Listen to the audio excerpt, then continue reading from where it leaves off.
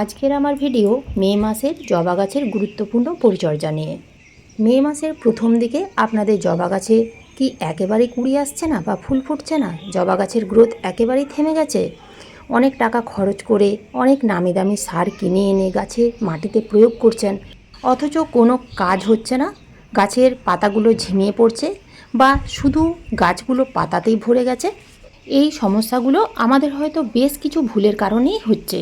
হয়তো সঠিক সময়ে সঠিক যে খাবারটা প্রয়োগ করা প্রয়োজন সেটা হয়তো দিতে পারছি না, কিংবা সঠিক পরিচর্যা করতে পারছি না। জবা গাছ থেকে গাছ ভরা কুড়ি আনতে বা ফুল ফোটাতে কী পরিচর্যা করতে হবে তা তো বলবই, তার সাথে সাথে জানতে পারবেন এই মে মাসে জবা গাছের মাটিতে কী খাবার প্রয়োগ করলে গাছের গ্রোথ সুন্দর হবে, গাছে আসবে অসংখ্য কুড়ি এবং গাছের পাতা হলুদ হয়ে ঝরে পড়ে যাবে না, বা কুড়ি এলেও সেই কুড়িগুলো গাছের মধ্যে টিকে থাকবে।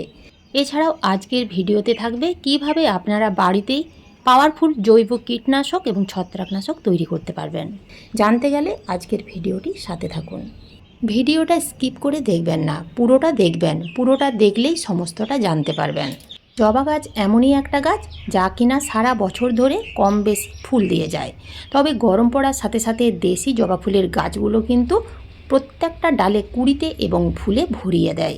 নমস্কার বন্ধুরা, আমি সোনালি আর আপনারা দেখছেন সোনালিস গার্ডেন। মে মাসের প্রথম দিকেও যদি আপনাদের জবা গাছের গ্রোথ একেবারেই হচ্ছে না বা কুড়ি আসছে না বা ফুল ফুটছে না, তো কুড়ি আনার জন্য বা কুড়িগুলো যাতে ঝরে পড়ে না যায় তার জন্য এবং গাছে অসংখ্য ফুল ফোটানোর জন্য আমাদের প্রথম যে টিপস ফলো করতে হবে তা হলো, এই সময় অর্থাৎ মে মাসে হঠাৎ হঠাৎ বৃষ্টি হচ্ছে, যার ফলে কিন্তু কখনো কখনো গাছের মাটি শুকনো হতেই পারছে না। সেই জন্য আমাদের এই সময় জবা গাছগুলোকে কিন্তু গ্রিন নেটে বা শেডে রাখা যাবে না, ডাইরেক্ট সূর্যের আলোতে রাখতে হবে। মাটি যদি সব সময় ভিজে প্যাচপ্যাচে থাকে তাহলে গাছে কুড়ি এলেও সেই কুড়িগুলো ঝরে পড়ে যাবে, গাছের পাতা হলুদ হয়ে ঝরে পড়ে যাবে, এছাড়াও ফুল ফোটা প্রায় বন্ধ হয়ে যাবে। তাই জবা গাছ থেকে এত পরিমাণ ফুল পেতে গেলে গাছগুলোকে মোটামুটি 5 থেকে 6 ঘন্টা সূর্যালোকে রাখতেই হবে। এই সময় যেহেতু হঠাৎ হঠাৎ বৃষ্টি হচ্ছে, তাই জবা গাছের মাটি কিন্তু ভিজে থাকছে। তাই গাছের মাটিতে জল দেওয়াটা এই সময় বিশেষ গুরুত্বপূর্ণ ভূমিকা পালন করে জবা গাছ থেকে কুড়ি আনার জন্য বা ফুল ফোটানোর জন্য। এই সময় যদি আমরা গাছের মাটিতে জল থাকতে থাকতে আবার জল দিয়ে দিই, তাহলে জবা গাছে যদি গাছ ভরা কুড়ি থাকে, সেই কুড়িগুলোর মধ্যে 50 থেকে 60% কুড়ি জলের কারণেই ঝরে যাবে। তাই আমাদের এই সময় জল বুঝে বুঝে দিতে হবে। এই সময় আমরা যদি একটু চেক করে গাছের মাটিতে জল দিতে পারি তাহলে খুব ভালো হয়। যেমন ধরুন, জবা গাছের মাটিতে আঙুল দিয়ে দেখুন, যদি উপরিভাগ 1 থেকে 1.5 ইঞ্চির মতো শুকিয়ে গেছে তখন আপনারা গাছের মাটিতে জল দিন। এছাড়াও মাঝে মধ্যে গাছের মাটি খুব ভালো করে শুকিয়ে নিতে হবে। এতে কি হবে, এতে মাটির মধ্যে থাকা বিভিন্ন ধরনের ক্ষতিকারক ব্যাকটেরিয়া দূর হয়ে যাবে এবং গাছের মাটিতে খুব ভালোভাবে আলো বাতাস চলাচল করতে পারবে, যার ফলে গাছের শিকড় ভালো থাকবে। গাছের শিকড় যদি ঠিক থাকে তাহলে গাছের গ্রোথ দ্রুত হবে, গাছে কুড়ি আসবে এবং গাছে অসংখ্য ফুল ফুটবে। 3 নম্বর টিপস, জবা গাছে ফুল ফুটে যাওয়ার পর বা শুকনো ফুল বাসি ফুল এগুলো কিন্তু গাছের মধ্যে রেখে দিলে হবে না। প্রত্যেক দিন এই শুকনো ফুলগুলো কিন্তু গাছ থেকে তুলে ফেলে দিতে হবে, তা না হলে গাছে কুড়ি আসা প্রায় বন্ধ হয়ে যাবে। কেননা এই ফুলগুলো যদি আমরা গাছের মধ্যে রেখে দিই তাহলে গাছ বীজ তৈরিতে মন দেবে, এছাড়াও গাছে ফাঙ্গাস লাগার চান্স বেড়ে যাবে, যার ফলে গাছের ক্ষতি হবে। তো সেই জন্য প্রত্যেক দিন আমাদের গাছের মধ্যে শুকনো ফুল বাসি ফুল বা শুকনো পাতা মরা পাতা থাকলে সেগুলো সব তুলে ফেলে দিয়ে গাছ পুরো পরিষ্কার রাখতে হবে। 4 নম্বর টিপস হচ্ছে জবা গাছের মাটিতে খাবার প্রয়োগ। যদি আপনাদের জবা গাছের গ্রোথ সুন্দর আছে, গাছের পাতা ঘন সবুজ আছে, শুধুমাত্র গাছে কুড়ি আসছে না বা ফুল ফুটছে না, তো এই সময় আমাদের গাছের মাটিতে যে খাবার প্রয়োগ করতে হবে তা হলো পটাশিয়াম সমৃদ্ধ খাবার। এই সময় আমাদের গাছের মাটিতে নাইট্রোজেনযুক্ত খাবার দেওয়া যাবে না, যেহেতু গাছের গ্রোথ সুন্দর আছে। নাইট্রোজেনযুক্ত খাবার দিলে গাছের গ্রোথ যেমন সুন্দর হয় তার সাথে পাতার সংখ্যা বৃদ্ধি করে। যেহেতু আমাদের জবা গাছের গ্রোথ সুন্দর আছে, শুধুমাত্র আমরা গাছে কুড়ি নিতে চাই বা ফুল ফোটাতে চাই, সেই জন্য আমাদের পটাশিয়াম সমৃদ্ধ খাবার এই সময় গাছের মাটিতে দিতে হবে। তো পটাশিয়াম সমৃদ্ধ খাবারের সবচেয়ে বড় রিচ সোর্স হচ্ছে এই পাকা কলার খোসা। পাকা কলার খোসা ছোট ছোট টুকরো করে রোদ্দুরে শুকিয়ে ভালো করে মিক্সিতে গুঁড়ো করে নিতে হবে। এর সাথে আর একটা জিনিস অ্যাড করতে হবে, তা হলো এই যে পেঁয়াজের খোসা। পেঁয়াজের খোসা রোদ্রে ভালো করে শুকিয়ে গুঁড়ো করে নিতে হবে। আপনাদের কাছে যদি পাকা কলার খোসা না থাকে তাহলে পাকা কলার খোসার পরিবর্তে আলুর খোসা রোদ্রে শুকিয়ে এইভাবে গুঁড়ো করে নিতে পারেন। পাকা কলার খোসা এবং পেঁয়াজের খোসা এই দুটো খোসা আপনারা যদি 15 দিন অন্তর জবা গাছের মাটিতে 10 ইঞ্চি টবের জন্য 2 থেকে 3 চামচ করে দিয়ে যেতে পারেন, তাহলে জবা গাছে কুঁড়ি আসবে এবং ফুল ফুটবে। আর যদি জবা গাছের গ্রোথ খুব ধীরে ধীরে হচ্ছে তাহলে আপনারা এই খাবারের সাথে 2 মুঠো পুরনো গোবর সার কিংবা ভার্মি কম্পোস্ট মিশিয়ে দেবেন। শুকনো খাবার না দিয়ে আপনারা কিন্তু তার পরিবর্তে লিকুইড খাবার দিতে পারেন। তো এই খাবার আপনারা কিভাবে তৈরি করবেন? এই জৈব তরল সার তৈরি করতে প্রথমেই লাগবে একটা পাত্রে 1 লিটার প্লেন জল। তার সাথে নিতে হবে 4 থেকে 5টা পাকা কলার খোসা। আপনাদের কাছে যদি শুকনো পাকা কলার খোসা থাকে তাও দিতে পারেন। 3 দিনের জন্য ছায়াযুক্ত স্থানে রেখে দিতে হবে। তো 3 দিন পরে জলের কালার ঠিক এই রকম হয়ে যাবে।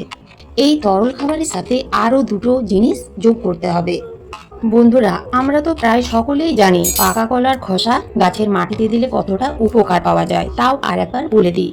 পাকা কলার খোসার মধ্যে থাকে প্রচুর পরিমাণে পটাশিয়াম, এছাড়াও থাকে magnesium, phosphorus, calcium, sodium, manganese, sulphur. এই পাকা কলার খোসা গাছের মাটিতে দিলে গাছে প্রচুর পরিমাণে কুঁড়ি আসতে সাহায্য করে। এরপরে যে একটা খাবার দিতে হবে তা হলো ম্যাগনেসিয়াম সালফেট বা এপসাম সল্ট, 1 চামচ দিতে হবে। এই এপসাম সল্ট গাছের মাটিতে দিলে গাছের পাতা ঘন সবুজ থাকবে, এছাড়াও গাছে প্রচুর পরিমাণে কুঁড়ি আনতে এবং ফুল ফোটাতে সাহায্য করবে। সবশেষে যে খাবার দিতে হবে তা হলো অনুখাদ্য। তো অনুখাদ্য বাজারে বা সারের দোকানে অনেক রকমেরই পাওয়া যায়। তো আমি তো বায়োভিটা এক্স ব্যবহার করি, আপনারা চাইলে যে কোনো অনুখাদ্য ব্যবহার করতে পারেন। তো এখানে আমি 2 ml অনুখাদ্য দিয়ে দিলাম। যদি দেখেন গাছের গ্রোথ খুব সুন্দর আছে, গাছের পাতা ঘন সবুজ আছে, বিভিন্ন রকম খাবার প্রয়োগ করেও দীর্ঘ সময় কেটে গেলেও গাছে কুঁড়ি আসছে না বা ফুল ফুটছে না, সেই জন্য আমাদের অনুখাদ্য দিতেই হবে। তো এখানে দেখুন আমি প্রত্যেকটা উপকরণ খুব ভালোভাবে মিশিয়ে নিলাম। এই খাবার সরাসরি গাছের মাটিতে প্রয়োগ করা যাবে না, সেই জন্য 50% প্লেন জল মিশিয়ে নিতে হবে। এই তরল খাবার গাছে দেওয়ার জন্য একেবারে রেডি হয়ে গেছে। তো এই তরল খাবার আপনারা একটা গাছের মাটিতে কতটা পরিমাণ দিতে পারবেন, কতদিন অন্তর দিতে পারবেন। তো এই খাবার আপনারা গাছের মাটিতে প্রত্যেক সপ্তাহে অর্থাৎ 7 দিন অন্তর একটা 10 ইঞ্চি টবের জন্য 200 থেকে 250 ml পর্যন্ত দিয়ে যেতে পারবেন। ছোট টব হলে পরিমাণ কমিয়ে দেবেন।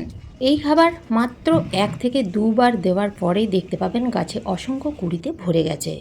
বন্ধুরা, যখনই দেখবেন গাছের মধ্যে নতুন নতুন ছোট ছোট কচি কচি পাতা বা কুঁড়ি আসতে শুরু করবে, তখন থেকে কিন্তু গাছে পোকামাকড়ের উপদ্রব বাড়তেই থাকবে।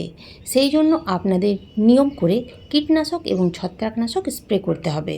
তো আপনারা বাড়িতে কিভাবে কীটনাশক এবং ছত্রাকনাশক একই সাথে তৈরি করে গাছে স্প্রে করতে পারবেন দেখে নিন। 1 লিটার জলে 1 পাতা ইনো দেবেন। এই ইনো আপনারা যে কোনো ওষুধের দোকানেই পেয়ে যাবেন, শুধু এই ইনো কিনতে হবে। তারপরে দিতে হবে 1 চামচ হলুদের গুঁড়ো। এই হলুদের গুঁড়ো আমরা রান্নাঘর থেকেই পেয়ে যাব।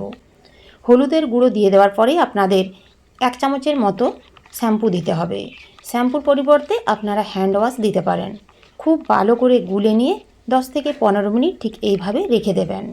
10 থেকে 15 মিনিট হয়ে গেলে খুব ভালো করে এই কীটনাশক ছেঁকে নিতে হবে। না ছেঁকে কখনোই আপনারা গাছে স্প্রে করবেন না।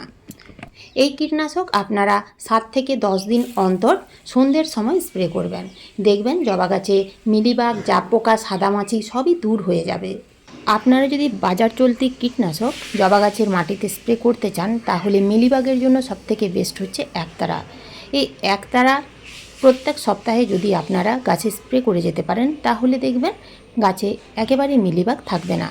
আর যদি বাজার চলতি ছত্রাকনাশক গাছে স্প্রে করতে চান তাহলে সাপ বা ব্যাবিস্টিন এই দুটো ছত্রাকনাশকের মধ্যে যে কোনো একটা ছত্রাকনাশক গাছে স্প্রে করতে পারেন, খুব ভালো রেজাল্ট পাবেন। তো এইভাবে আপনারা জবা গাছে এই মে মাসে পরিচর্যা করুন, দেখবেন গাছে কুঁড়িতে ভরে যাবে, গাছের পাতা ঘন সবুজ থাকবে এবং ফুল ফুটতেই থাকবে।